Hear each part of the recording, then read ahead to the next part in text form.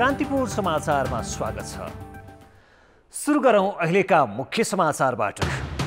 4 महिनापछि लकडाउन अन्त्य भएको सरकारको घोषणा आज राति 12 बजेपछि लागू हुने।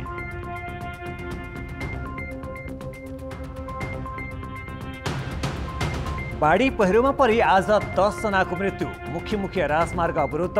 विकासका नाममा जथाभावी डोजर लगाउँदा गाउँहरू जोखिममा। विदेशी मुद्राको मुख्य स्रोत रेमिट्यान्स खुम्सने सङ्केत। फेरि विदेश नजाने गरी श्रमिकहरू धमाधम फर्किँदै कतारमा मात्रै 15% नेपालीले गुमाए रोजगारी। भारतको दिल्लीमा प्रत्येक 4 घरमध्ये 1मा कोरोना संक्रमित रहेको सर्वेक्षणको निष्कर्ष। स्थिति अझै भयावह हुने अध्येताहरूको चेतावनी। र निलम्बन फुकुवाको लागि अन्तर्राष्ट्रिय क्रिकेट काउन्सिलले राखेका शर्तहरू क्यानले पूरा गरेन। कोरोना महामारी र लकडाउनको बहानाबाजी।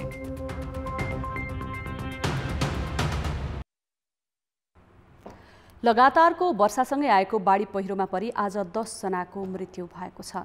धादिङमा 4, काठमाडौँ र नवलपरासीमा 2 तथा तेह्रथुम र रौतहटमा 1 जनाको मृत्यु भएको हो। रौतहटमा 1 दर्जन भन्दा बढी बस्ती डुबानमा परेका छन् भने झापामा 100 भन्दा बढी घरमा कन्काई नदीको बाढी पसेको छ। काठमाडौँको टोखामा पहिरोमा परि 2 बालबालिकाको मृत्यु भएको छ। टोखा नगरपालिका 1 पासी डाँडामा आज बिहान पहिरोले अस्थायी टहरो पुरिँदा उनीहरूको मृत्यु भएको वडाध्यक्ष श्री कृष्ण अधिकारीले जानकारी दिए। पहिरो जाँदा ती बालबालिकाका अभिभावक पनि टहरोमै खाना खाइरहेका थिए, तर उनीहरूले आफ्ना छोराछोरीलाई भने निकाल्न पाएनन्। स्थानीय र सुरक्षाकर्मीले ती बालबालिकाको शव निकालेका थिए। उता धादिङको गोलाङमा पहिरोले घर पुरिँदा एकै परिवारका 3 जनाको मृत्यु भएको छ। यस्तै घरमा पहिरो खसेर बेपत्ता भएकी मलेखुकी 17 वर्षीय किशोरीको सुरक्षाकर्मीले शव निकालेका छन्। तेह्रथुमको सोलमा स्थित भालु खोलाले बगाउँदा म्याङलुङकी अञ्जना लिम्बुको मृत्यु भएको जिल्ला प्रहरी कार्यालयले जनाएको छ। यता रौतहटमा खोलाले बगाएर सुकमान्थिङको मृत्यु भएको छ। झापामा तटबन्ध भत्किएका कारण कन्काई नदीको बाढी झापा गाउँपालिकाको बस्तीमा पसेको छ। 2 वटा बस्तीका 100 भन्दा बढी घर डुबानमा परेका छन्। मिलन बस्तीका 83 र सडकबारीका 22 घर डुबानमा परेका हुन्। घरमा बस्नै नसकिने अवस्था भएपछि मिलन बस्तीका 22 परिवारलाई सेतुमारी प्रावि र सडकबारीका 15 परिवारलाई लक्ष्मी प्राविमा राखिएको छ। बाढीले कन्काई नदी किनारको 300 मिटर बाँध भत्काएको छ। रौतहटमा नदीले घेरिएका विभिन्न गाउँ जलमग्न भएका छन्। निरन्तरको वर्षाका कारण 1 दर्जन भन्दा बढी बस्ती डुबानमा परेका छन्। बेल बिचुवामा प्रहरी चौकी डुबानमा परेको छ। महेन्द्र राजमार्ग अन्तर्गत विभिन्न स्थानमा यातायात समेत अवरुद्ध भएका छन्। नदी र खोला किनारका जोखिममा रहेका बस्तीका बासिन्दालाई उद्धार गर्न थालिएको जिल्ला विपद व्यवस्थापन समितिले जनाएको छ। भारतले सीमा क्षेत्रमा एकपक्षीय ढङ्गले निर्माण गरेको बाँधका कारण रौतहटमा यसपालि पनि डुबानको समस्या दोहोरिएको हो। मोरङमा बक्राहा खोलामा आएको बाढीले 6 ठाउँमा तटबन्ध भत्काएको छ। यसैबीच काठमाडौँ उपत्यका प्रवेश गर्ने मुख्य 2 राजमार्ग अवरुद्ध भएका छन्। धादिङमा मौवा खोलाको पुल भत्किएर पृथ्वी राजमार्ग अवरुद्ध भएकामा बीपी राजमार्ग पनि पहिरोका कारण ठप्प भएको छ। धादिङ र चितवनको सीमामा पर्ने मौवा खोलाको पुलमा भएको क्षतिका कारण पृथ्वी राजमार्ग हिजोदेखि अवरुद्ध छ। राजमार्गका विभिन्न ठाउँमा पहिरो खसेकाले पुल मर्मत गर्न समय लाग्ने ट्राफिक प्रहरीले जनाएको छ। पहिरो पन्छाउने काम जारी रहेकाले पुल मर्मत गरी यातायात सुचारू गर्न केही समय लाग्ने ट्राफिक प्रहरीको भनाइ छ। धादिङदेखि चितवनसम्म राजमार्गका विभिन्न ठाउँमा खसेको पहिरो सडक डिभिजन कार्यालयले पन्छाउने काम गरिरहेको छ। पानी नपरे भोलि बेलुकासम्म पन्छाइसक्ने योजना छ। पानी परे काम प्रभावित हुनेछ। राजमार्ग अवरुद्ध भएकाले बीच बाटोमा अलपत्र परेका 2 जना बिरामीलाई हेलिकप्टरमा काठमाडौँ ल्याइएको छ। यता पहिरोका कारण बीपी राजमार्ग आज दिउँसोदेखि अवरुद्ध भएको छ। जिल्ला प्रहरी कार्यालय सिन्धुलीका अनुसार खुरकोट नेपालथोक खण्डको कमेरे फाँटमा पहिरो झरेको छ। पहिरो पन्छाएर अवरुद्ध सडक खुलाउन 2 वटा स्काभेटर प्रयोग गरिएका छन्। यसैबीच गोर्खा प्रवेशको मुख्य सडक नै भासिएर सबै यातायात आवागमन ठप्प भएको छ। लगातारको वर्षापछि आएको बाढीले गोर्खा आबु खैरेनी सडक खण्डको 11 किलोमा कालोपत्रे सडक नै 3 मिटर जति भासिएकाले गोर्खा आउन र जानका लागि सवारीका साधन ठप्प भएका हुन्। पूर्व पश्चिम राजमार्ग अन्तर्गत बारामा दुधौरा पुल रहेको स्थानको सडक बाढीले बगाउने सम्भावना बढेको छ। बिहानदेखि आएको बाढीले धार परिवर्तन गरी राजमार्गतर्फ तीव्र रूपमा कटान गरिरहेको छ।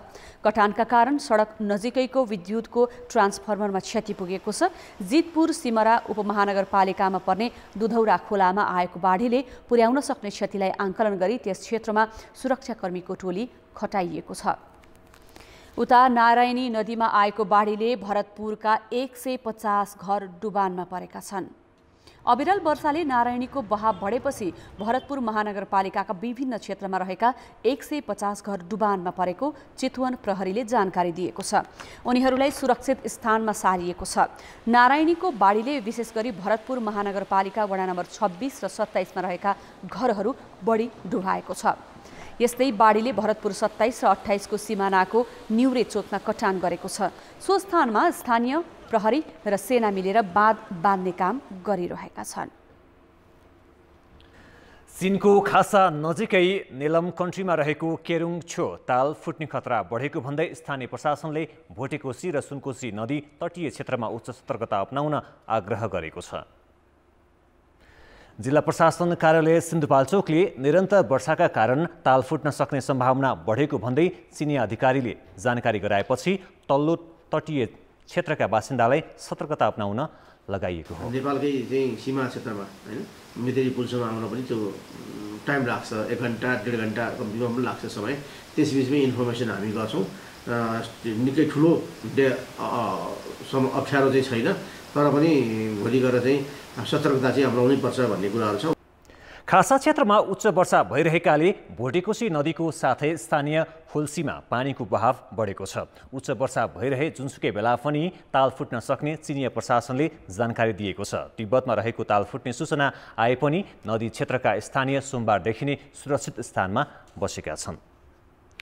काठमाडौँ उपत्यकामा 9 जना सहित पछिल्लो 24 घण्टामा मुलुकभर 150 जना कोरोना संक्रमित थपिएका छन्।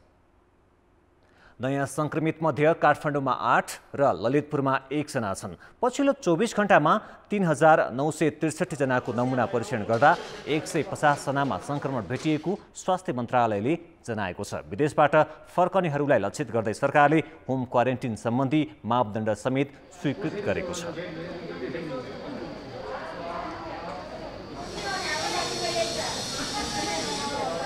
यस मापदण्ड अनुसार सम्बन्धित व्यक्तिको घरमा हुनुपर्ने न्यूनतम भौतिक पूर्वाधारहरू, सम्बन्धित व्यक्ति तथा परिवारका सदस्यहरूले पालना गर्नुपर्ने व्यवहारहरूका बारेमा उल्लेख गरिएको छ।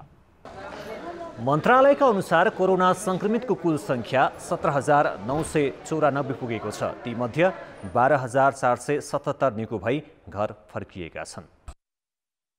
ब्रेकपछि समाचारमा पुनः स्वागत छ। सरकारले चैत 11 देखि जारी लकडाउन अन्त्यको घोषणा गरेको छ। कोरोना भाइरसको संक्रमण दर घटेको भन्दै सरकारले लकडाउन अन्त्यको घोषणा गरेको हो। यसअघिको निर्णय अनुसार लकडाउन आज राति सकिँदैछ। संक्रमण रोकथामको लागि लकडाउन गर्दा नेपालमा जम्मा 2 जनामा कोरोना भाइरस देखिएको थियो। त्यसयता करिब 18,000 जनामा संक्रमण देखिसकिएको छ। सरकारका प्रवक्ता युवराज खतिवडाले मन्त्री परिषदले लकडाउनको अवधि अब लम्ब्याउन आवश्यक नरहेको निष्कर्षसहित पर्यटन क्षेत्रलाई साउन 15 देखि खुला गर्ने निर्णय गरेको जानकारी दिए। होटल रेस्टुरेन्टमा भोजभतेर र सेमिनार गर्न भने पाइने छैन। विश्वव्यापी महामारीको रूपमा फैलिएको कोभिड-19 को रोग संक्रमणबाट सुरक्षित रहनका लागि छिमेकी मित्र राष्ट्रहरू लगायत अन्य मित्र राष्ट्रहरूले चालेका प्रयास र अनुभव समेतलाई ध्यानमा राखी यस क्षेत्रमा बसोबास गर्ने व्यक्तिहरूलाई सो रोगको संक्रमणबाट सुरक्षित राख्न नेपालले अन्तर्राष्ट्रिय सिमानामा रहेका नेपाल प्रवेश गर्ने सबै प्रवेश बिन्दु र खुला सिमानाको जुनसुकै स्थानबाट हुन सक्ने यात्रुहरूको आवागमन 2077 साल साउन 6 गते मंगलबार मध्यरातसम्मका लागि स्थगित गरेकोमा हाललाई मिति 2077 साल साउन 32 गते आइतबार र तदनुरूप 2020 अगस्त 16 मध्यरातसम्मका लागि नेपालको अन्तर्राष्ट्रिय सिमानामा रहेका नेपाल प्रवेश गर्ने सबै प्रवेश बिन्दु र खुला सिमानाको जुनसुकै स्थानबाट हुन सक्ने यात्रुहरूको आवागमन स्थगित गर्ने कुरालाई निरन्तरता दिने निर्णय भएको छ। तर नेपाल सरकार मन्त्री परिषदको मिति 2077 ज्येष्ठ 12 गतेको निर्णय बमोजिम जारी भएको कोभिड-19 को विश्वव्यापी संक्रमणको कारणबाट उत्पन्न असहज परिस्थितिमा स्वदेश आउनै पर्ने अवस्थामा रहेका नेपाली नागरिकहरूलाई स्वदेश आउन सहजीकरण गर्ने सम्बन्धी आदेश 2077 बमोजिम स्थल मार्गबाट नेपाल प्रवेश गर्न तोकिएका बिन्दुबाट नेपाल प्रवेश गर्न दिने व्यवस्था र माल सामानको ढुवानी व्यवस्थालाई ढुवानीलाई यथावत राख्ने पनि निर्णय गरिएको छ। लामो दूरीका सवारी साधन भदौ 1 देखि चलाउन दिने निर्णय सरकारले गरेको छ। तर स्वास्थ्य सुरक्षा मापदण्ड भने अपनाउनु पर्नेछ। शिक्षण संस्थाले त्यही दिनदेखि विद्यार्थी भर्ना गर्न पाउनेछन्। अन्तर्राष्ट्रिय खेलकुदका प्रशिक्षण र प्रारम्भिक चरणका खेल पनि भदौ 1 गतेदेखि गर्न दिने सरकारको निर्णय छ। शिक्षण संस्था, cinema hall, party palace, gymkhana, salon, खेल मैदान र धार्मिक स्थल सञ्चालनबारे भने पछि निर्णय गर्ने सरकारले बताएको छ। आन्तरिक र बाहिरी हवाई उडान पनि भदौ 1 देखि नै सञ्चालन हुनेछन्। अन्तर्राष्ट्रिय सीमा नाकाबाट हुने यात्रुको आवागमन भने साउन 32 सम्म बन्द गर्ने सरकारको निर्णय छ। सत्तारूढ दल नेकपाको स्थायी समितिको बैठक केही बेर मात्रै बसेर एक साताको लागि स्थगित भएको छ। प्रधानमन्त्री निवास बालुवाटारमा आज बसेको बैठकले भारी वर्षाका कारण मुलुकभर नै बाढी पहिरो तथा डुबानले जनजीवन प्रभावित भइरहेको भन्दै पीडितको उद्धार तथा राहतलाई प्रभावकारी बनाउन र घाइतेहरूको निःशुल्क उपचार गर्न सरकारलाई आग्रह गरेको छ। यस्तै क्षतिग्रस्त राजमार्ग र अन्य सडक तथा पुलहरू तत्काल मर्मत गरी आवागमन चालू गर्न पनि आग्रह गरेको छ। एउटा मात्रै प्रस्ताव पारित गरेर यही 13 गते 11 बजे बस्ने गरी स्थगित गरिएको छ।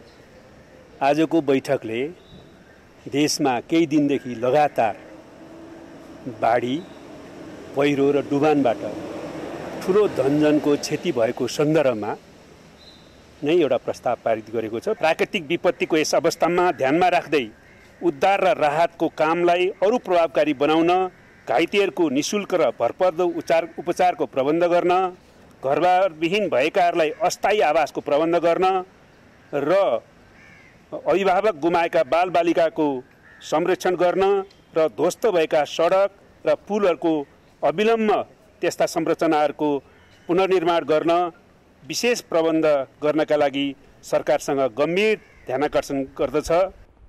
बाढी पहिरो र डुबानलाई कारण देखाउँदै आजको बैठकले आन्तरिक विवादमा भने छलफलै गरेन। पार्टीको आन्तरिक विवादका विषयमा कुनै छलफल नभएको बताउँदै प्रवक्ता श्रेष्ठले यसअघि अध्यक्ष दाहाल परिबन्दमा परेर शनिबार साँझ राष्ट्रपति भवन पुग्नु भएको प्रसङ्ग गलत भएको टिप्पणी गरे। केही छलफल भएको छैन भन्ने गरी पनि आज केही छलफल भएको छ। हजुर, शनिबारको सचिवालय बैठकमा अध्यक्ष प्रचण्डले मलाई चुकिया राष्ट्रपति कार्यालयमा लगियो। त्यो कुरा सत्य होइन। जबजको कुराहरू त्यो कुरा सत्य गर्ने भने महाधिवेशन गर्ने मक्सिर महाधिवेशन मैले बीजेमा भने त्यो कुरा सत्य होइन। झुक्क्याएर लैजाने खालको अध्यक्ष उहाँ हुनुहुन्न। झुक्क्याएर कोही लैजाँदैन, झुक्क्याएर कोही जाँदैन। आफ्नै निवासमा बैठक बसे पनि प्रधानमन्त्री केपी शर्मा ओली सहभागी भएनन्। यो पृष्ठभूमि र प्रवक्ता नारायण काजी श्रेष्ठले सामाजिक सञ्जाल ट्विटरमा महाधिवेशन विवाद समाधानको सूत्र बन्न सक्ने भनेर लेखेपछि नेकपामा 2 अध्यक्ष ओली र पुष्पकमल दाहाल बीच कुरा मिल्दै गएको देखिन्छ। गत शनिबारको सचिवालय बैठकमा प्रधानमन्त्री ओलीले आउँदो मङ्सिरमा महाधिवेशन गर्न प्रस्ताव गरेका थिए। सत्तारूढ दल नेकपाको 5औं स्थायी समिति बैठक असार 10 गतेबाट सुरु भए जम्मा 7 दिन मात्र बस्यो। बरु त्योभन्दा बढी 9 पटक त बैठकको मिति नै सारियो। त्यसको एक मात्र कारण 2 अध्यक्ष केपी शर्मा ओली र पुष्पकमल दाहाल बीच विवाद मिलाउने नाममा भएका भेटवार्ता र आफ्ना रणनीति निर्माणमा समय खर्चनु हो। यसबीच 2 अध्यक्ष बीच 10 पटक वार्ता र संवाद भए, तर सबै छलफल वार्ता केवल समयको अपव्यय मात्र साबित भए। यतिखेर सारा मुलुकको चिन्ता कोरोना महामारी, प्राकृतिक विपत्ति र आर्थिक सङ्कटमा रहेको छ। सत्तारूढ दल नेकपाको स्थायी समिति बैठकमा यी विषयमा खासै छलफल भएनन्। असार 10 गते सुरु भएको नेकपाको स्थायी समिति बैठक मूल विषयमा केन्द्रित नै हुन पाएन। बरु बैठक शक्ति सङ्घर्षमा मोडियो। प्रधानमन्त्री केपी ओलीले आफ्नो सरकार हटाउन भारतले चलखेल गरेको र दूतावास मात्र नभई सहकर्मी नेताहरू सक्रिय रहेको अभिव्यक्ति दिएपछि नेकपाको नेतृत्व ओलीको राजीनामा मागको वरिपरि मात्रै घुमिरहेको छ। स्थायी समिति बैठक 7 दिन मात्र बस्यो। कुल समय जोड्दा करिब 22 घण्टा हुन्छ। बरु त्योभन्दा बढी 9 पटक त बैठकको मिति नै सारियो। 2 अध्यक्ष केपी शर्मा ओली र पुष्पकमल दाहाल बीच विवाद मिलाउने नाममा 10 पटक भेटवार्ता र संवाद भए। अरू गुटगत र सामूहिक भेलाको त कुनै हिसाब किताब नै छैन। स्थायी समितिमा रहेका गण्डकी र प्रदेश 5 का मुख्यमन्त्रीहरू, सङ्घीय सरकारका मन्त्रीहरू र स्वयं प्रधानमन्त्रीको समय समेत यसमै बितिरहेको छ। मानौ अहिले राष्ट्रको सबैभन्दा ठुलो समस्या नै नेकपाको घर झगडा हो। जनताको दैनिक जीवनका कुराहरू चाहिँ प्राथमिकतामा पर्दैनन्। त्यसले गर्दाखेरिमा जनताको समृद्धि प्रगतिका कुराहरूलाई पर राख्ने हो भने पनि दिनदिनै खास गरी छाक टार्ने कुरा होला, औषधि उपचार गर्ने कुरा होला, स्वास्थ्य चौकीसम्म जाने कुरा होला, स्वास्थ्य चौकीमा औषधि पाउँछ पाउँदैन भन्ने कुरा चाहिँ त्यो चाहिँ एकदमै सिधासँग जोडिएको हुन्छ। यसको मतलब मैले के भन्न खोजिरहेको छु भने सचिवालयमा खुम्चिएको सरकारले त्यहाँ शक्ति सङ्घर्ष भइराख्दाखेरिमा ठुलो देशको ठुलो हिस्साको जनसङ्ख्या चाहिँ के भइरहेको छ, जनता नागरिक चाहिँ के भइरहेको छ भन्दा सरकारले डेलिभरी गर्न पर्ने सेवा सुविधाबाट चाहिँ वञ्चित भइरहेछ, जसले जनताको हरेक दिनलाई चाहिँ झन कष्टकर बनाउने, झन अप्ठ्यारोमा पार्ने यस्तो भइरहेको छ भनेर बुझ्नलाई हामीले कन्जुसाइ गर्नुहुन्छ भन्ने मलाई लाग्दैन। नेकपाको जारी छलफल समय कटाउने, एकले अर्कोलाई गलाउने प्रयत्न सिवाय केही देखिँदैन। औपचारिक बैठकका अलावा भएका अधिकांश समय नेतृत्व तहबीच एक अर्कालाई मनाउनेदेखि घुर्काउने काममा खर्च भयो। आपसी छलफल गरेर विवाद मिलाउनु पर्ने नेताहरू राष्ट्रपति कार्यालय शीतल निवास पुगेर तटस्थ र विवाद मुक्त रहनुपर्ने संस्थालाई समेत विवादमा ताने। जनताको जीवधन नै खतरामा परेको बेला समयको संवेदनशीलता र संस्थाको मर्यादा समेत ख्याल नगरी शक्ति सङ्घर्षका लागि गरिएका निष्कर्षविहीन छलफलले केवल समयको अपव्यय मात्र भइरहेको देखाउँछ। अहिले समयले माग गरेको आवश्यकता, परिस्थिति, सन्दर्भलाई मध्यनजर गरेर आफू राजनीति नगरेर राज्य देशको भलो चिताएर राजनीति गर्ने हो भने यो कुनै पनि समस्याको समाधान नै छ। तर यो पद्धतिमा नरहेर व्यक्ति केन्द्रित राजनीति भइरहेको छ। यो कारणले गर्दाखेरि यो निकास निस्किन सकेको छैन। एकातिर महिनौसम्म बैठक र वार्ता तन्काइरहने, अर्कोतर्फ जनताको दैनिकीसँग कुनै साइनो नराख्ने सारहीन वार्तामा समय बिताइरहने हो भने अहिलेको राजनैतिक नेतृत्वको प्राथमिकता जनताको जीवधनको रक्षा हो भन्ने कसरी पत्याउने? कान्तिपुर समाचारका लागि नवराज पाण्डे, काठमाडौँ। सामान्यतः अदालतले गरेको आदेशमाथि प्रश्न उठाउन पाइँदैन। फैसला चित्त नबुझे पुनरावेदनको बाटो समात्नुपर्ने हुन्छ। तर पछिल्लो समय सर्वोच्च अदालतबाटै भएका फैसला र आदेश सार्वजनिक बहसको विषय बनेका छन्। प्रधान न्यायाधीशकै इजलासबाट भएका फैसलामा समेत न्यायाधीशको स्वविवेकीय अधिकारको बहस जन्माएको छ। सशस्त्र प्रहरीका नायब महानिरीक्षक रञ्जन कोइरालाले आफ्नै श्रीमतीको हत्या गरी शव नष्ट गरेको प्रमाणित भएपछि काठमाडौँ जिल्ला अदालतले सर्वस्वसहित जन्मकैदको फैसला गर्यो। उच्च अदालतले पनि जिल्लाकै फैसला सदर गर्यो। तर प्रधान न्यायाधीश चोलेन्द्र शमशेर राणा सम्मिलित इजलासले सजाय घटाइदियो। उनलाई सजाय चर्को परेको भन्दै 8 वर्ष 6 महिनामै छुट्न सक्ने फैसला सर्वोच्च अदालतले गर्यो। क्रूर तरिकाले गरिएको हत्या, त्यो पनि सशस्त्र प्रहरीको उपल्लो अधिकारीबाट भएको घटनामा देखाइएको न्यायिक सहानुभूतिले न्यायाधीशले स्वविवेकीय अधिकार कुन हदसम्म प्रयोग गर्न पाइन्छ भन्ने प्रश्न बहसमा ल्याइदिएको छ। त्यहाँ गरिसकेपछि बेलामा झगडा परिरहने, मार्न पर्ने कारण त्यहाँ देखिएको, अनि त्यसपछि लास लुकाउन जाँदाखेरि जलाएको, फालेको, जनताले पक्रेको देखिएको थियो। यो हेर्दाखेरि तपाईँको यो चाहिँ नि झुकेर हत्या हुन गएको होइन कि जान हत्या गएको भन्ने कुरो त अदालतले पनि मानेकै छ, प्रमाणले पनि देखेकै छ। यो मुद्दामा त यदि उनीहरूको मरेको पक्षले चाहन्छन् भने त अदालतले एकचोटि रिभ्यू गर्ने व्यवस्था छ, पुनरावलोकन गरिदिने हुने खालको व्यवस्था। यसरी हस्तक्षेप गर्न आवश्यकै थियो जस्तो म यसो देख्दिनँ क्या। यसरी अदालतले गर्यो, अब त्यो त सबैले मान्नै पर्यो। प्रधान न्यायाधीश राणा सम्मिलित इजलासको फैसलासँगै सर्वोच्चको अर्को आदेश पनि विवादित भएको छ। मादक पदार्थ सेवन गरेका चालकले सडक पेटीमा हिँडिरहेकी महिलालाई ठक्कर दिई ज्यान लिँदा पनि सर्वोच्च न्यायालयले पीडकप्रति सहानुभूति राखेको देखिन्छ। बुढानीलकण्ठमा भएको यस घटनामा जिल्ला र उच्च अदालतले अभियुक्तलाई थुनेरै कारबाही चलाउन आदेश दिए पनि सर्वोच्चका न्यायाधीश द्वय सपना प्रधान मल्ल र मनोज शर्माको इजलासले उल्टाइदियो र अभियुक्तलाई धरौटीमा छाड्ने आदेश गर्यो। यसले पनि स्वविवेकका नाममा न्यायाधीशमा स्वच्छन्दता हावी भएको त होइन भनेर न्यायिक क्षेत्रबाटै टिप्पणी भइरहेको छ। तलको प्रक्रिया ठिक भएर आएको छ भने माथिल्लो अदालतले तलले गरेको सजायमा तैँले 10 गरिछस्, म तँभन्दा माथिल्लो अदालत म 2 गर्छु भन्न पाइँदैन। त्यसकारण कोर्टले के फलो गर्नुपर्छ भनेदेखि न्याय त्यत्तिकै अभियुक्तलाई न्याय चाहिएको छ भने त्यत्तिकै अभियुक्तले अन्याय गरेको कारणले गर्दा उसको परिवारलाई असर परेको पनि उसले पनि न्याय हेर्नुपर्छ अदालतले, नम्बर 1। अर्को कुरो के हेर्नुपर्छ भने तपाईँको ट्रायल कोर्टको अधिकार हो कति सजाय गर्ने भन्ने कुरो। सुन्नेदेखि 1 दिनदेखि 25 वर्ष छ भनेदेखि तजबिज अधिकार उसले दिएको, उसले त्यो प्रमाण मूल्याङ्कन गर्दा यथावधि गल्ती गरेको रहेछ भने सच्याउने बेग्लै कुरो। अदरवाइज उसले त्यो अभियुक्तको अनुहार साहसिक परीक्षण उसैले गर्छ। त्यो हेरेर गएको सजायको मात्रामा चाहिँ नि माथिल्लो अदालतबाट त्यो हस्तक्षेप गर्ने चाहिँ नि यो मान्य सिद्धान्त विपरीत हो। अरू पनि कतिपय मुद्दामा अभियुक्तलाई जसरी पनि उन्मुक्ति दिने उद्देश्यले कानुनको जबरजस्ती व्याख्या गर्ने न्यायाधीशले पाएको स्वविवेकीय अधिकारको दुरुपयोग भइरहेका विषय अहिले उठेका छन्। कुन परिस्थितिबाट उसको ज्यान मारिएको छ,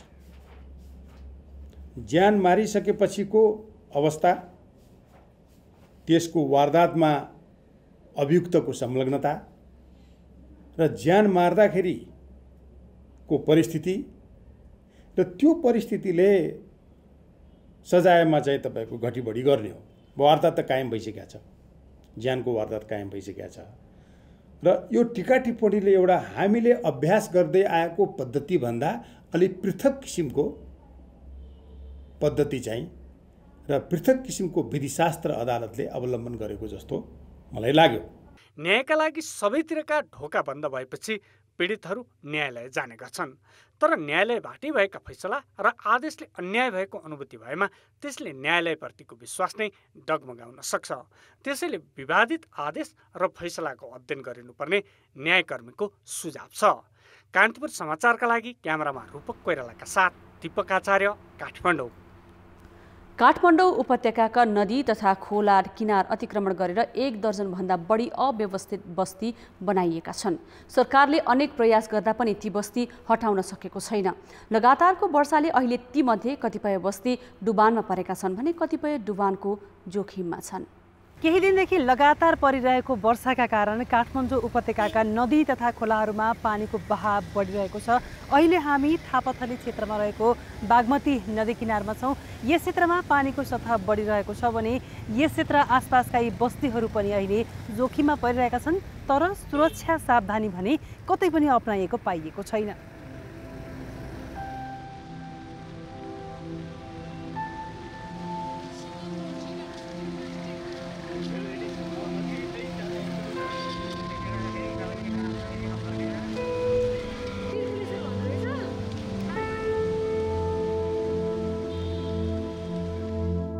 पहिला पनि छिर्थ्यो र आधीसम्म पानी आउँथ्यो, उतोबाट छाल आउँथ्यो अनि अलिकति हट्ट छालले तानिदिन्थ्यो कि त्यो चाहिँ जोखिम त अब ठुलो पानी पर्यो भने जोखिम चाहिँ हुन्छ।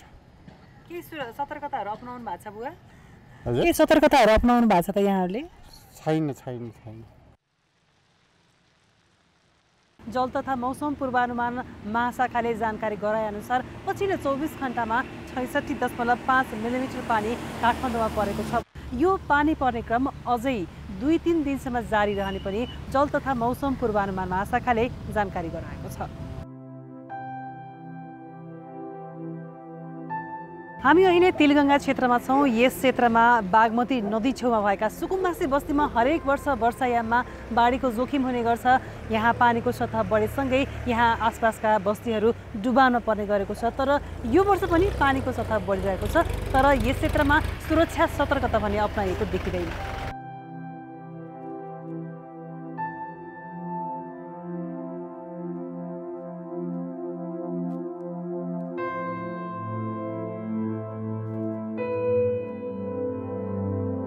कतिको डर छ यहाँहरूलाई?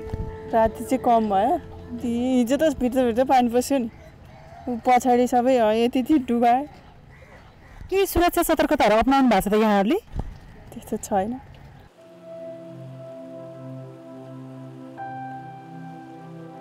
अहिले हामी ललितपुरको नक्कु खोलामा आइपुगेका छौँ। सिमसिम पानी परिरहेको छ। खोलामा पानीको बहाव बढेसँगै यो खोलाले यस क्षेत्र भएर हिँड्ने आसपासको यस कोरिडोरको बाटो समेत बगाएको छ। अहिले यहाँ कोरिडोरबाट आउने आवत जावत समेत बन्द भएको छ।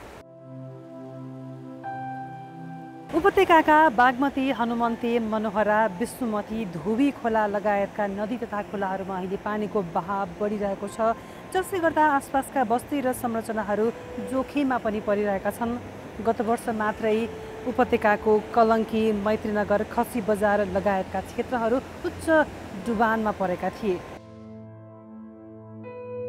उपत्यकामा रहेका नदी तथा खोलाहरूमा हुने अतिक्रमणका कारण हरेक वर्ष वर्षायाममा ती खोला तथा नदीहरूले ठुलो रूप लिँदा त्यसले आसपासका बस्ती र भौतिक संरचनाहरूमा जोखिम निम्त्याउने गरेका छन्।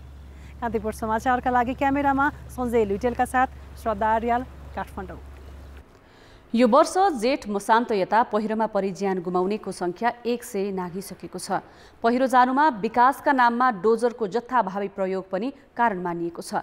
डोजरले भूबनोट कमजोर पारेकाले पहिरोले ठूलो जनधनको क्षति हुने क्रम वर्षेनी बढे पनि जथ्थाभावी प्रयोगमा रोक लगाइएको छैन। बरु डोजरको आयात वर्षेनी बढिरहेको छ। 2071-72 यता वार्षिक 10,000 भन्दा बढी डोजर र एस्काभेटर आयात भइरहेका छन्। असार 26मा कास्कीको सराङकोट गोठादीमा पहिरोले पुरिएर 5 जनाको घटनास्थलमै मृत्यु भयो, 8 जना घाइते भए। पहिरोको मुख्य कारण त्यस क्षेत्रमा जथाभावी डोजर लगाई सडक खनिनु थियो। दुईतिरबाट डोजरले खनेका कारण बस्ती नै कमजोर भएको थियो। जथाभावी सडक खनिएकाले पहिरो गएको न यो पहिलो घटना हो न अन्तिम। वर्षायाममा वर्षेनी पहिरोका घटना दोहोरिने गरेका छन्। पहिरो गएका अधिकांश स्थान वातावरणीय प्रभाव मूल्याङ्कन नगरी जथाभावी डोजर चलाइएका क्षेत्र हुन्। डोजर प्रयोगलाई मात्र विकास ठान्ने र कतिपय जनप्रतिनिधिले त डोजर र एक्सकाभेटर आफै किनेर विकास बजेटमै हालिमुहाली गरेका छन्। तर विकासका नाममा अन्धाधुन्ध डोजर प्रयोग गरेको असर अहिले एकपछि अर्को देखिन थालेको छ। अब यसको परिणाम त यो अहिले जसले गरेको भनेको त यसको सुखद परिणाम हुँदैन। यो चाहिँ नि हामीले बाहिरबाट भन्दा विकास भन्दा पनि यो विनाशकै बाटोतिर यो गइरहेको छ। अब फेरि सच्याउन नसकिने चाहिँ होइन। अब यसबाट हामीले मलाई के लाग्छ भने अब यत्रो चर्चामा आइसकेपछि अब टक्क अडिएर हाम्रो राजनीतिक तह, प्राविधिक तह, सब स्थानीय तहमा पनि अब यो हामीले जे अहिले निरन्तरता गरिरहेको छौँ त्यो चाहिँ नै विकासको नाउँमा हामीले विनाशै निम्त्याइरहेको छौँ। स्थानीय तहमा 3 वर्ष पहिले जनप्रतिनिधि आएपछि त डोजरे विकास झनै मौलाएको छ। आर्थिक वर्ष 2046-47 सम्म नेपालमा 6532 वटा डोजर, क्रेन, एक्सकाभेटर र ट्रक थिए। त्यसपछिको 15 वर्षसम्म कुनै वर्ष हेभी इक्विपमेन्टको आयात 2000 कटेको थिएन। तर आर्थिक वर्ष 2062-63 पछि 8 वर्षसम्म वार्षिक औसत 2500 र 2071-72 यताका वर्षमा वार्षिक 10,000 को संख्यामा दर्ता भएको देखिन्छ।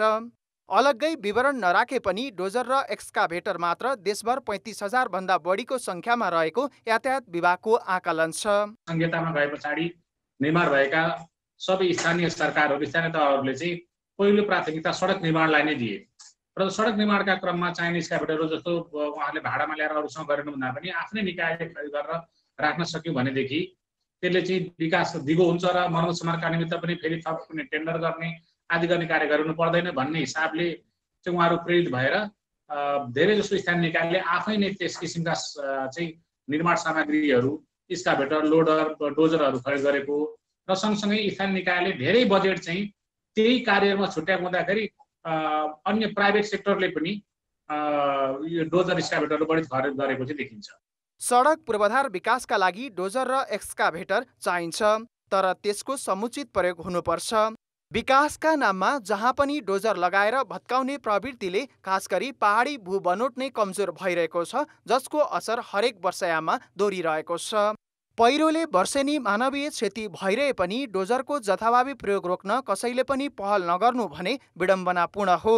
कान्तिपुर समाचारका लागि भक्तपुरबाट सुन्दर शिल्पकार र बाबुराम तिमिल सिन्हा, काठमाडौँ।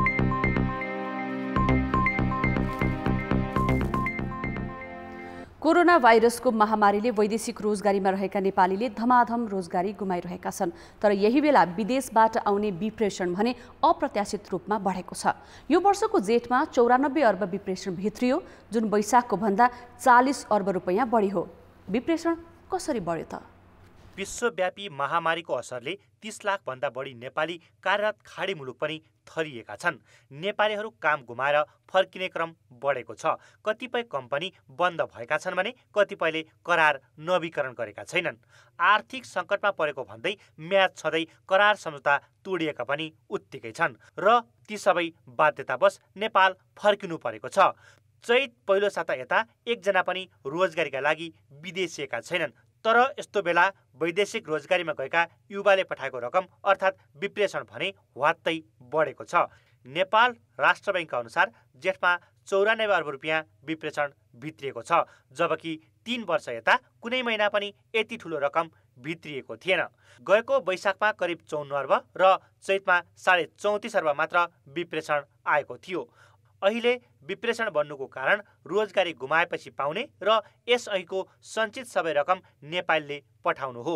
3.5 लाख नेपाली कार्यरत कतारमा मात्रै झन्डै 15%ले रोजगारी गुमाएका छन्। बन्द भएका र सम्झौता रद्द गरेका कम्पनीले श्रमिकलाई बोनस र उपदान दिएका छन्। यस्तै चैत र वैशाखमा लकडाउनका कारण रकम पठाउन नपाएकाहरूले एकैपटक जेठमा पठाउँदा पनि विप्रेषण बढी देखिएको छ।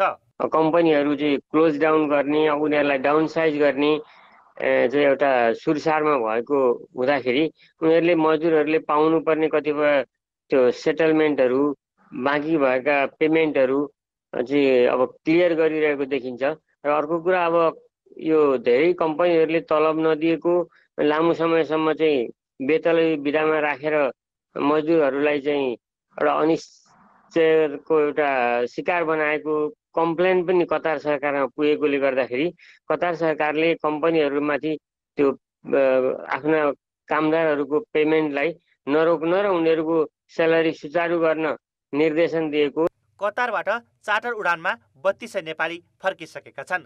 तीमध्ये 2200 जना नफर्किने गरी आएका हुन्। स्वदेश फर्किन अहिले दैनिक 50 जनाले दूतावासमा निवेदन दिइरहेका छन्। कतार मात्र होइन, कुवेत, ओमान, साउदी अरेबिया, संयुक्त अरब इमिरेट्सबाट पनि धमाधम फर्किँदैछन्। जेठ अन्तिम साता यता कुवेतबाट 5700 नेपाली फर्किएका छन्। नेपाली दूतावासका अनुसार 3000 फर्कने तयारीमा छन्। ओमानमा 17,500 श्रमिक मध्ये 1000ले रोजगारी गुमाइसकेका छन् भने त्यत्तिकै संख्यामा बेरोजगार हुँदैछन्। घर फर्किनेको संख्या र यही समयमा बढेको डलरको भाउले पनि विप्रेषण बढाउन भूमिका खेलेको छ। लकडाउनको कारणले गर्दाखेरि केही प्रतिशत चाहिँ मतलब के भने रकम चाहिँ नि अझै पनि हुन्डीबाट आउँछ। अब यो लकडाउनको कारणले गर्दाखेरि हुन्डीवालाहरूले काम गर्न सकेन, त्यस कारणले पनि अलिकति यो 94 अर्ब हुनमा डिग्री बढायो। तेस्रो कारण चाहिँ डलरको भाव अलिकति बढ्यो र जागिर छोड्दाखेरि कतिले जागिर गुमाए। त्यो जागिर छोड्दाखेरि कम्पनीहरूले उपदान वा चाहिँ बोनस वा विभिन्न प्रकारको सुविधा चाहिँ नगदको रूपमा चाहिँ लाभांशको रूपमा चाहिँ दिँदाखेरि त्यो पैसा बढेको हुनुपर्छ। विप्रेषण अहिले वात्तै बढे पनि तेस्रो मुलुकमा रोजगारीका लागि गएका मध्ये 30,000 भन्दा बढी श्रमिक फर्किसकेकाले र उताबाट नयाँ माग नआएकाले आउँदा दिनमा भने क्रमशः घट्ने पक्का छ। कान्तिपुर समाचारका लागि सुदिल पोखरेल, काठमाडौँ। शेयर बजारमा आज पनि गिरावट आएको छ। बजार मापन गर्ने परिसूचक 15 अङ्कले घटेको छ। परिसूचक हिजो 14 अङ्कले घटेको थियो। आज व्यापार, होटल र उत्पादनमूलक बाहेकका 8 समूहले परिसूचक ओह्रालो लगाएका हुन्। वाणिज्य बैंक समूहको परिसूचक 20.75 अङ्कले घटेको छ। यस्तै जीवन बीमा समूहको परिसूचक 109, निर्जीवन बीमा समूहको परिसूचक 31 र जलविद्युत समूहको परिसूचक 21 अङ्कले ओह्रालो लागेको छ। परिसूचक 1450 अङ्क कायम भएको दिन 1 अर्ब 87 करोड 22 लाख रुपैयाँको सेयर किनबेच भएका छन्। ब्रेकपछि समाचारमा पुनः स्वागत छ। अब जनमतको अन्तिम परिणाम। जनमतमा हिजो हाम्रो प्रश्न थियो, राष्ट्रिय गौरवकै आयोजनाले किन बजेट खर्च गर्न नसकेका होलान्? आयोजना प्रमुखको अक्षमता, बी ठेकेदारको लापरवाही र सी लकडाउनको असर। जनमतको अन्तिम परिणाम यस्तो छ: ए. आयोजना प्रमुखको अक्षमतामा 42%, बी. ठेकेदारको लापरवाहीमा पनि 42% नै मत प्राप्त भएको छ र सी. लकडाउनको असरमा 16% मत प्राप्त भएको छ। अब जनमतमा आजको प्रश्न। जनमत पर्यावरणीय जोखिमको समेत बेवास्ता गरी डोजर प्रयोग गर्नुलाई के भन्नुहुन्छ? ए. विकासको हुटहुटी, बी. कमजोर नियमन र सी. बजेट सक्ने मेलो। जनमतको अन्तिम परिणाम भोलि बेलुकी 8 बजेको कान्तिपुर समाचारमा प्रसारण गर्नेछौँ। कृपया 34001मा SMS गरी आफ्नो मत व्यक्त गर्नुहोला। अब जनताको आवाज। हामीले आज उदयपुरमा सोधेका छौँ, कोरोना भाइरसको संक्रमण बढिरहँदा पनि घर बाहिर निस्कदा स्वास्थ्य सावधानी किन नअपनाउनु भएको हो?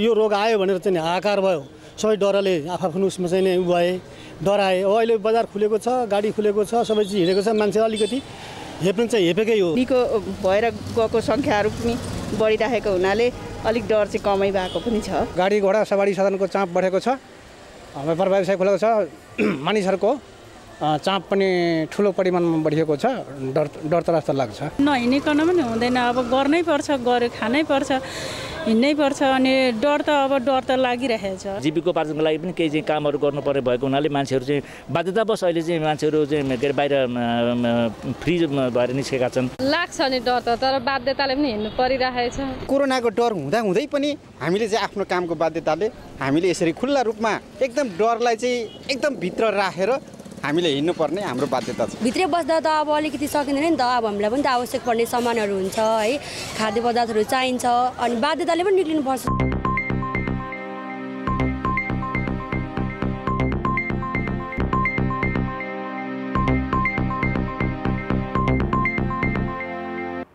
नमस्कार, कान्तिपुर खेलकुद समाचारमा स्वागत छ। 3.5 वर्ष अन्तर्राष्ट्रिय क्रिकेट परिषद आइसिसीको निलम्बन बेहोरेको नेपाल क्रिकेट सङ्घ क्यान फुकुवा भएको करिब 10 महिना भएको छ। 2076 असोजमा चतुरबहादुर चन्दको अध्यक्षमा नयाँ कार्यसमिति आएपछि आइसिसीले सशर्त नेपालको निलम्बनलाई आंशिक फुकुवा गरेको थियो, तर त्यो बेला आइसिसीले राखेका 3वटा मध्ये क्यानले अहिलेसम्म कुनै पनि शर्त पूरा गरेको छैन। सरकारी हस्तक्षेपको चेपुवामा परेपछि निर्वाचित क्यानलाई आइसिसीले 2073 वैशाख 12 गते निलम्बन गरेको थियो। त्यस यताका करिब 3.5 वर्ष अन्यल र अलमलमै बिते। त्यसपछि आइसिसीकै रोहबरमा 2076 असोज 11 गतेको निर्वाचनले नयाँ कार्यसमिति चयन गरेपछि त्यसलाई वैधानिकता दिँदै क्यानको निलम्बन सशर्त फुकुवा भएको थियो। तर क्यानले 10 महिना हुँदा पनि आफूलाई दिएको निर्देशन पूरा गर्न सकेको छैन। आखिर के थिए त शर्त र किन पूरा गरेन क्यानले? शर्त 1, नयाँ कार्यसमितिले आर्थिक पारदर्शिता तथा अडिट रिपोर्ट बुझाउनु पर्ने। यो शर्तमा काम भने अधकल्चो नै छ। अडिट काम भइरहेछ, अडिट काम त सकिन्छ नि, अडिट काम त सम्पन्न भइरहेछ। 4 वर्षको अडिट भएको थिएन, 5औं वर्ष पनि सम्पन्न भयो आर्थिक वर्ष नेपाली, भने अडिट त भइरहेछ, त्यो त युद्धस्तरमा भइरहेछ। शर्त 2, कार्यालय व्यवस्थापन र कर्मचारी पदपूर्ति। आइसिसीले क्यानलाई कार्यालय व्यवस्थित बनाउन र दक्ष कर्मचारीको नियुक्ति पारदर्शी रूपमा गर्न भनेको थियो। यसमा नयाँ नेतृत्वले दरबन्दी अनुसार पदपूर्तिको प्रक्रिया बल्ल अगाडि बढाएको छ। अफिस सेटअप, कर्मचारीहरूको अपॉइन्टमेन्ट जो गर्नुपर्ने थियो त्यो अप्रिल पछि हामीले मे जुनमा राखेका थियौँ। जुनभित्र लगभग गरिसक्ने भनेको थियो, त्यो भएको छैन। नभएको कारण त अहिले थाहा छ, अब हुन्छ। शर्त 3, क्रिकेट खेललाई नियमित र व्यवस्थित बनाउन क्यानले वार्षिक कार्यतालिका बुझाउनु पर्ने शर्त आइसिसीको थियो। यसमा पनि काम गर्न नसकेको क्यानले कोरोना महामारी र लकडाउनलाई बहाना बनाएको छ। स्ट्रेटेजिक प्लान, इयरली प्लान, वार्षिक बजेट, त्यो लगभग बजेट बनिसकेको, वार्षिक कार्यक्रम बनिसकेको। अब कार्यक्रम बन्यो बट इम्प्लिमेन्ट भएन, त्यस कारण त्यसलाई सारेको। अब परिमार्जित यो प्रेडिक्सन जो थियो हामीले त्यसलाई चाहिँ परिमार्जित गरेर पठाइसकेका छौँ। आइसिसीले तोकेकै अनुसार उसले तोकेकै गाइडलाइनमा अहिलेसम्म काम भइरहेछ, टाइमलाइनमा पनि काम भइरहेछ। सेकेन्ड क्वार्टरमा काम हुन नसकेको उसले नै हामीले काम गर्न सकेन। आइसिसी त्यत्रो 2-2.5 महिना त लकडाउन भयो, अहिले पनि 50% कर्मचारी मात्रै आइसिसीको काम गरिरहेछ, अल्टरनेटली काम गरिरहेछ। आइसिसीले गर्नुपर्ने कामहरू गर्न सकेको छैन। क्यानको निलम्बन आंशिक रूपमा फुकुवा गर्दा आइसिसीले राखेका कुनै पनि शर्त पूरा गर्नै नसकिने खालका छैनन्। त्यसैले नेतृत्वले हेक्का राख्नुपर्ने कुरा के हो भने आंशिक रूपमा प्रतिबन्ध हटे पनि पूर्ण रूपमा फुकुवाका लागि तोकेको काम जति सक्यो चाँडो गर्नुमै समग्र नेपाली क्रिकेटको हितमा छ। कान्तिपुर समाचारका लागि क्यामेरामा विकास जोशीका साथ रोशन बहादुर सिंह, काठमाडौँ। इङ्ल्यान्डका बेन स्टोक्स टेस्ट अलराउन्डरको शीर्ष स्थानमा उक्लिएका छन्। अन्तर्राष्ट्रिय क्रिकेट परिषद आइसिसीले आज सार्वजनिक गरेको वरियतामा स्टोक्सले वेस्ट इन्डिजका जेसन होल्डरलाई पछि पारे। इङ्ल्यान्ड र वेस्ट इन्डिज बीच जारी टेस्टमा उत्कृष्ट प्रदर्शन गरेपछि स्टोक्सले वरियतामा उल्लेख्य सफलता हात पारेका हुन्। दोस्रो टेस्टमा स्टोक्सले पहिलो पारीमा 176 र दोस्रोमा अभिजित 76 रन बनाएका थिए। 3 विकेट समेत लिएका स्टोक्सको शानदार प्रदर्शनको मद्दतमा इङ्ल्यान्डले 3 टेस्टको सिरिज 1-1 को बराबरी गरेको छ। स्टोक्स सन् 2006 पछि टेस्ट अलराउन्डरको शीर्ष स्थानमा पुग्ने पहिलो इङ्ग्लिस खेलाडी हुन्। ब्याटिङतर्फ पनि स्टोक्स 6 स्थान सुधार गर्दै तेस्रो नम्बरमा पुगेका छन्। ब्याटिङमा अस्ट्रेलियाका स्टिभ स्मिथ पहिलो र भारतका विराट कोहली दोस्रो स्थानमा यथावत छन्। बलिङमा अस्ट्रेलियाका पेट कमिन्स पहिलो, न्युजिल्यान्डका निल वाग्नर दोस्रो र वेस्ट इन्डिजका होल्डर तेस्रो स्थानमा छन्। आफै खेलाडी आफै प्रशिक्षक बिरलै हुने यस्तो संयोग टेबल टेनिसका स्टार खेलाडी पुरुषोत्तम वज्राचार्यको हकमा भने लागू भएको छ। हालै मात्र सक्रिय खेल जीवनबाट सन्यास लिएका उनी खेलाडी र प्रशिक्षकका रूपमा कसरी सँगसँगै अघि बढे त? आफू खेल जीवनमा रहँदै प्रशिक्षकको भूमिका निभाएका पुरुषोत्तम वज्राचार्यले कैयौं पटक आफ्नै चेलासँग पराजय पनि भोगेका छन्। तर त्यो हारलाई उनले गुरु दक्षिणाको रूपमा ग्रहण गरे, किनकि खेलाडीका रूपमा हार्दा उनी प्रशिक्षकका रूपमा जितिरहेका हुन्थे। खासमा चाहिँ जुन एउटा लक्ष्य बोकेर अब खेलिरहेका थियौँ होइन, अनि त्यो लक्ष्य चाहिँ अस्ति अन्तमा चाहिँ 13औं दक्षिण एसियाली खेलकुदले चाहिँ यो मेरो लक्ष्य चाहिँ पुरा भएको छ होइन। अब सिङ्गलमा पनि मेरो चाहिँ अब ब्रोन्ज मेडल आयो, अनि त्यसको साथसाथै हाम्रो टिम इभेन्ट्समा पनि हामीले चाहिँ रजत पदक जित्यौँ होइन। त्यो कारणले चाहिँ अलिकति लक्ष्य पुरा भएको र अनि यो चाहिँ एकदमै राइट टाइम जस्तो लाग्यो मलाई चाहिँ होइन। एउटा एज पनि हो, अब सधैँभरि खेलाडी खेलिराख्न पनि सक्दैन।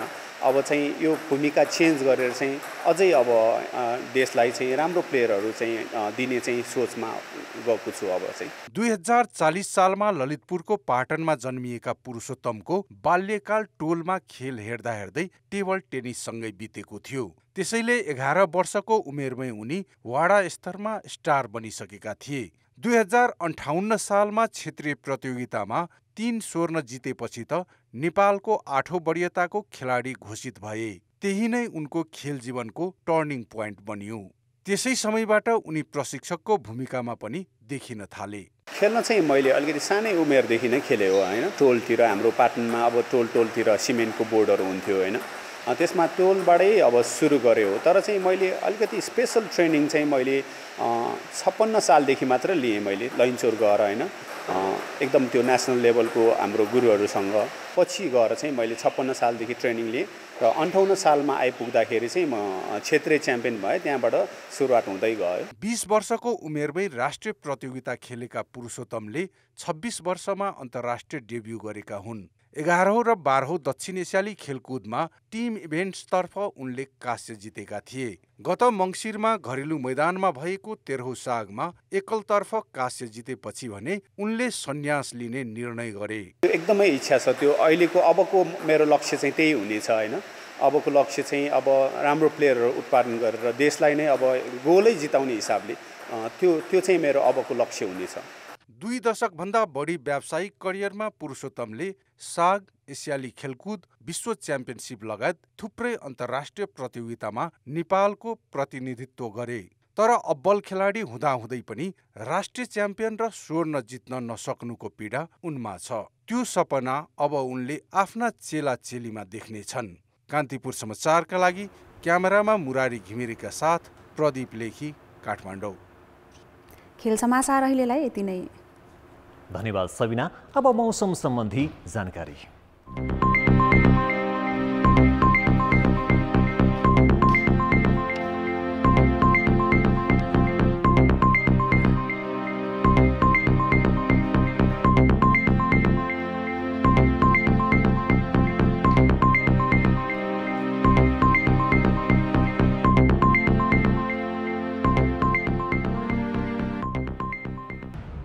कान्तिपुर समाचार अहिलेलाई सकियो। कान्तिपुर टेलिभिजन हेर्दै गर्नुहोला। नमस्ते।